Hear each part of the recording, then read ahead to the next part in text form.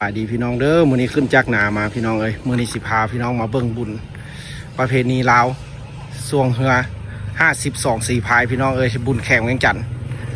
ปิดหน้าน้ำแข่งเป็นคนจัดเลยอยู่บ้านเกินกลางเด้อพี่น้องเดี๋ยวสิถ่ายเบิ่งสถานที่ที่แบบยังว่างอยู่พี่น้องมาให้พี่น้องที่อยู่ต่างแข่งเถื่อเพิ่นยินอยากมาจับจองสถานที่นี่มื้อนี้ก็เป็นป่าอึ่งพี่น้องเดี๋ยวสิถ่ายเบิ่งว่างานใหญ่พี่น้องเอ้ยมื้อนี้นะจักเท่าไหร่ก่อนเฮือเท่าไหร่12 4 พายมื้อที่25 12 4 พาย30ปลายลำ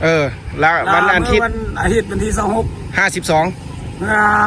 4 พายมีอยู่15 ลำแข่งจัดวันนี้บุญนี่ทางแข่ง16เอาพี่น้องอันนี้ป่าอึ้งเพิ่นเป็นเจ้าของตลาดเด้อเขาได้อยากได้ติดต่อมาพี่น้องเอ้ยเดี๋ยวเฮาสิถ่ายเบิ่งอันนี้เพื่อแม่ค้าชาวขายผู้ที่เพิ่นอยากมาจองสถานที่ที่ยังว่างพี่น้องตอนนี้เพิ่นเปิดให้จับจองแล้วตอนนี้เราก็แม่นผู้ที่เพิ่นอยู่ใกล้นี่เพิ่นก็มาเอาสถานที่ตอนนี้นะกำลังวุ่นกันพี่น้องเอ้ยกำลังลงเต้นสถานที่เดี๋ยวเฮาสิถ่ายให้เบิ่งเด้อสำหรับผู้ที่อยู่ต่างแขงพี่น้องตอนนี้เฮาก็อยู่ข้างหน้านี่เนาะแม่นของหมอเมืองทุรคมนี่เริ่มจากของหมอเมืองทุรคมหาขวดน้ำพนายสถานที่นี้นะแม่นเพิ่นกำลังเปิดให้จับจองพี่น้องมื้อนี้แม่นแม่ค้าตลาดเพิ่นกำลังลงมาพี่น้องเอ้ยผู้ใดที่อยู่ต่างแขงอยากมาลงสถานที่ขายเครื่องขายของพี่น้องก็มาได้ตอนนี้เจ้าแข่งกำลังลงมาพี่น้องนี่เพิ่นกำลังมาเบิ่งให้ได้เจ้าเมืองเจ้าแข่งกำลังมาพี่น้องเราเพิ่นเปิดให้บริการผู้ใดที่อยากได้ตลาดหรือว่าสถานที่ว่างหรือว่าบ่อนกินเหล้ากินเบียร์ก็ให้มาจับจองเอาพี่น้องเอ้ยนี่ตอนนี้กำลังเริ่มเลยนี่ส่งเฮือใหญ่เด้อพี่น้องแข่งเวียงจันทน์เป็นคนจัดส่งเฮือประเพณีลาวปิดหน้าน้ำงืมพี่น้องแม่น้ำงืม52 4พายช่วง2มื้อวงดนตรีและแม่นเทพพรไซเซฟ2มื้อ2คืนพี่น้องอันนี้ก็เป็นสถานที่ที่ลูกแม่ค้าสาวขายเพิ่นจับจองกันเต้นไผ่เต้นมันพี่น้องเอ้ยราคาแล้วให้มาลมกับป่าอึ้งเด้อป่าอึ้งเป็นผู้ออก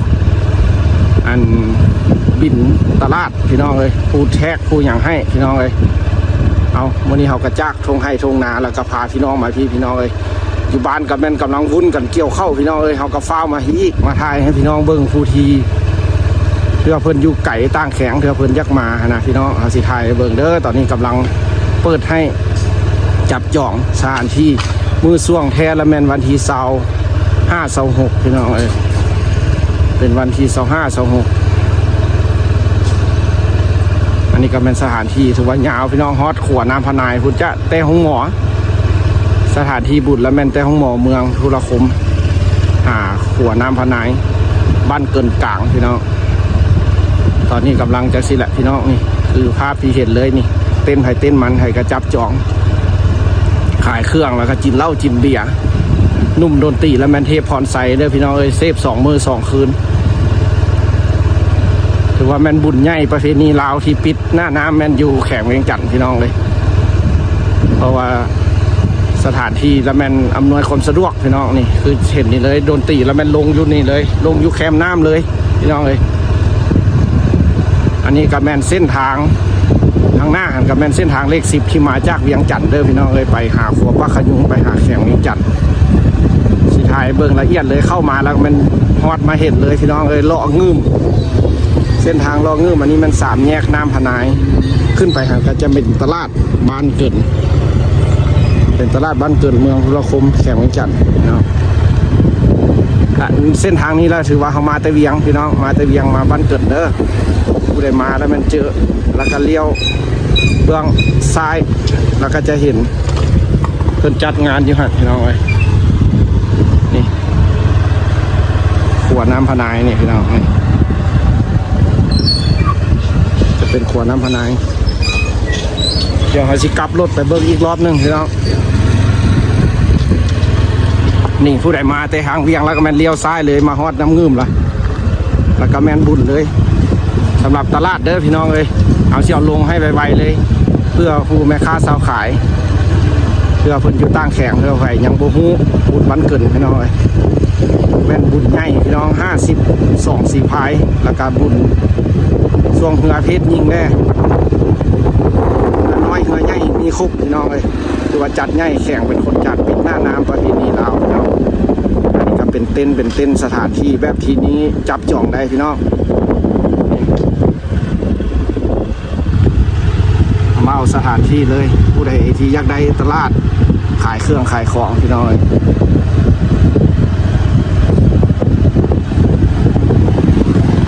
ตอนนี้กำลังค่ำๆเลยนี่เป็นวุ่นๆกำลังแปลงสายฟืนสายไฟกันพี่น้อง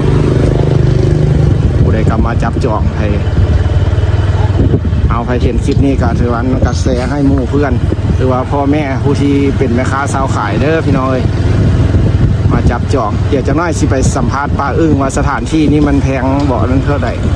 เต้นหนึ่งถือเขาไหนเดี๋ยวสิไปสัมภาษณ์เพิ่นเบิ่งป้าตอนนี้เพิ่นป่ายอึ้งกำลังลมกับเจ้าเมืองเจ้าแข่งอยู่พี่น้องเพราะว่าเพิ่นมาลงเบิ่งกวดกาสถานที่ตัวจริงว่ามันอำนวยความสะดวกได้บ่สถานที่นี่เพิ่นมาเบิ่งให้พี่น้องเอ้ยอันนี้ก็ถือว่าเต้นที่เพิ่นจองไปแล้วอันนี้นะผู้ใดนั้นอยากได้แล้วก็มาเอารถ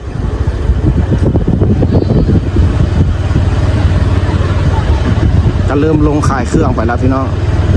เสื้อผ้าขายแนวอยู่แนวกินสาเด็กปลาอึ้งอยู่หันพี่น้องเดี๋ยวสิถามเพิ่นถ้าเพิ่นแล้วเวียกก่อนกับผู้ใหญ่เพิ่นแล้วก็สิถามเพิ่นสัมภาษณ์เพิ่นว่าสิเป็นจังไดเพิ่นกำลังล้มกันอยู่พี่น้องครับเอามาเจ้าแขกเดี๋ยวเขาสิถามปลาอึ้งเบิ่งว่าสถานที่เพิ่นเป็นพุทธแบ่งตลาดนี่นะเป็นทางลงวะนี่ทางลงบุญวะนี่ทางเข้าหามไซ ทางเข้าหานไซทางเข้าหามไซกรรมการพักเมืองพักแข่งสมาคมเมื่อส่วงแต่ละบ้านแค่ผู้ใหญ่ผู้โตอาวุโสเจ้าเมืองเจ้าแข่งอยู่นี่เบิดแม่นบอนชมวิวบ่นี่บอนเบิ่งเหือพ่อค้าสาวขายนักธุรกิจพี่น้องตอนนี้ก็แม่นถือว่าพัดสถานที่นี่ยังว่างบ่ตลาดนี่ยังลงได้บ่ยังลงได้ยังลงได้ขอเชิญแม่ค้าสาวขายยังมาจับจ่องได้อยู่แล้วประมาณ20 กว่าเต็นท์มีโบหันมีหูมาหมายอันนี้แม่นเจ้าของตลาดพี่น้องตลาดทางนี้แล้วมันบอนจัดสรรจอดรถกับน้ำเพิ่นประมาณ30-40 คันทางในนี่คือว่าจอดได้ตั้งแต่รถกันน้ำจะเข้าประธานงานเนาะเข้าผ่านประตูโค้งตัวนี้มาเข้ามาจอดไปพาอันพี่น้องไปเบิ้งคุณดูข้างหน้าผมนะบอนเบิ้งน้ำบอนสถานที่ผลิตภัณฑ์สินค้าโอท็อปทางเมือง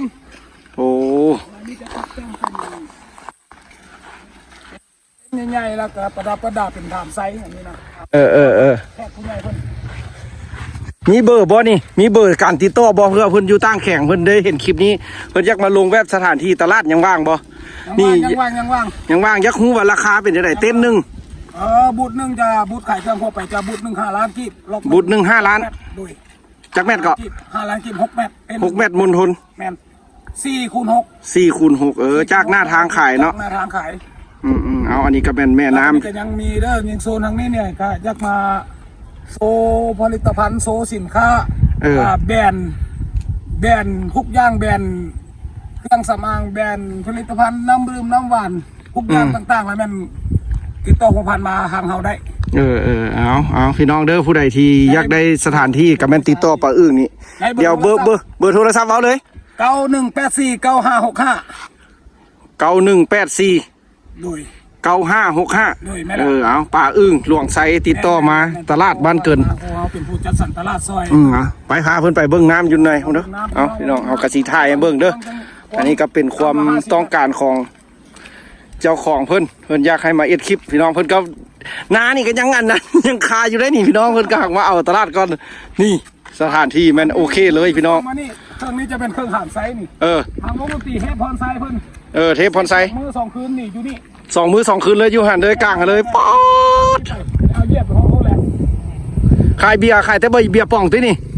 ลิตรเบียร์ป่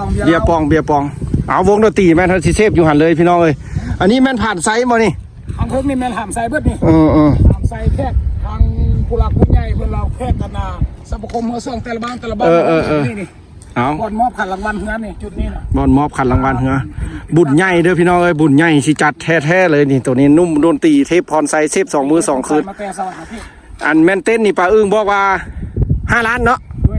ย 1 เต้นเนาะว่าซ้ำแม่นวะ 1 5 ล้านถ้าเป็นแบรนด์บริษัทต่างๆราคาขึ้นอีก โอ้เป็นแบรนด์บริษัทต่างๆถ้าแม่นขายเครื่องทั่วไปแม่นเต้น5 ล้าน เป็น1 5 ล้าน เต้น5 ล้านเลยพี่น้องเว้าตรงๆเลยค่าเต้นนี่มัน ต้องเป็นเงินไทยกะประมาณจะพัน 5 ล้านนี่ประมาณ 7,000 บาท ประมาณ6,000-7,000 บาท 6,000-7,000 บาทพี่น้องถ้าเป็นเงินไทยที่ไผที่มายักขายเครื่องมาลงการขายอยู่ในสถานที่นี้มีเต้น1 เต้น5 ล้านถ้าเป็นเงินไทยก็สิ 15บ่ มื้อนี้วันที่15 จะฮอนวันที่25-26เริ่มแต่มื้อนี้ไป เริ่มแต่มื้อนี้พี่น้อง ทั้หลายแล้ว เอาอันนี้ก็แม่นเริ่มแต่มื้อนี้เลย มาเด้อขอ ผู้ใดมาไวก็สิได้สถานที่เอางามเนาะผู้ใดมาช้าก็ถือว่าบ่ได้เลยขอเชิญชวนมาจับมาจองสถานที่บ่อนกินเหล้ากินเบียร์ได้บ่นี่แวกว่าเพิ่นยักมา ได้มาตั้งเต็นท์ตั้งหาเรากันถ้าบอกว่าช่วงแต่ละเต็นท์น่าจะย้ายอยู่แหละ ย้ายอยู่นะแบบว่ากรรมการหน้ามาบ้านจอดบ้านแต่ละบ้านจอดแล้วเป็นเต็นท์ เอาพี่น้องเอ้ยผู้ใดที่ เต็มเบิดเลยนับหน้าขาด อยากมาซุ่มก็มาเด้อบุญแขกเวียงจันทร์พี่น้องเอ้ยบ้านเกินกลางป้าอึ้งเพิ่นเป็นเจ้าของตลาดมาจับมาจอง เอาสถานที่ขายเครื่องขายของกินเหล้ากินเบียร์แม่นบ่ไปย่างไปเบิ่งดูหันบ่อนทางหน้าหันมาสถานที่ที่เอาดนตรีลงหัน ราคาบิดหน้า ดนตรีแล้วแม่นดนตรีใหญ่พี่น้องเอ้ยเทพพรไซเด้อดนตรีเทพพรไซเซฟ2 มื้อ 2 คืนเลยสถานที่ก็แม่นอำนวยความสะดวกขนาดพี่น้องนี่น้ำก็แบบแห้งให้เลยนี่ ค่านี้ไปทำดนตรีมันเป็นอยู่ค่านี้ไปพูด ค่านี้ไปแล้วแม่นดนตรี ลังดนตรีจริงหน้าขึ้นหนึ่งคืน โอ้ปิ้นไปหาเครื่องน้ำงืมพุ่นเนาะ แม่หนูแหละบอล รถ บุญขายเบียร์เขาจะเป็นอยู่บอลรถจอดแบบ บอลจอดโอ้ จะเลี้ยงอยู่ตามแคมป์น้ำบุญขายเบียร์เขา โอเคโอ้คักละพี่น้องเอ้ยให้เห็นคลิปนี้กะฮีกาเกี่ยมรถบุญประเพณีลาวทรงเหือ52 สีพาย ขาดกันอยู่ต่อไป แข่งเวียงจันทน์เด้อพี่น้องเอ้ย กินน้ำ5 นาทีเลี้ยงไปกินน้ำไปเลย เอาคักเซินมาเที่ยวมาชมพี่น้องฟังลาวหรือว่าทางพี่น้องฟังไทยฟังไทยเลยฟังประเทศใดก็จะสบายเลยพี่น้องฟังไทยแหละเซินมา ประเพณีเนาะประเพณีลาวกับไทยได้มีแต่ทรงเหือมีแต่ลาวไทย มีตะลาวกับไทยละ คักพี่น้องเอ้ยนี่เอาพี่น้องตอนนี้เฮากาซีสัมภาษณ์ป้าอึ้งเพิ่นไปแล้วพี่น้องเอ้ยถ้าผู้ใดอยากได้สถานที่หรือว่าอยากมาเอาเต้นมาลงกินเหล้ากินเบียร์พี่น้องเอ้ยก็มารับจองได้เต้น5 ล้านพี่น้องเริ่มตั้งแต่มื้อวันที่15หาวันที่25-26ดนตรีแล้วแม่นนุ่มเทพพรไซพี่น้องเอ้ยที่กำลังโด่งดังอยู่เมืองลาวเฮาตอนนี้ก็แม่นยกให้เพิ่นเลยอันดับ1วงดนตรีเทพพรไซส่วงเหือแม่น2 มื้อบ่52 สีพายมือทับมือที่สุดท้ายมือทำดิษนะมือทับอีก12มือสุดท้าย12 สีพายวันที่26 55 สีพายโอเคเอาพี่น้องเอ้ยมาคลิปนี้เขาก็แม่นฟ้ามาแต่ให้แต่นาอันนี้ก็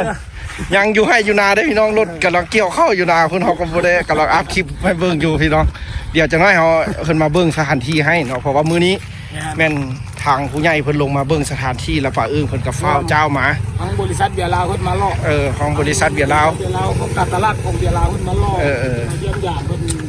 เป็นก้อนแหงกำลังส่วนหนึ่งที่ว่ามาช่วยเหลือโอเคเอาพี่น้องสำหรับคลิปคลิปนี้ก็สิจบทำนี้ไปซอกกินข้าวก่อนพี่น้องป้าอึ้งก็มาแต่เช้าเอาบ๊ายบายถ้าไปมาซุ่มมาเสียน้ำกันเด้อมาม่วนมาซื่น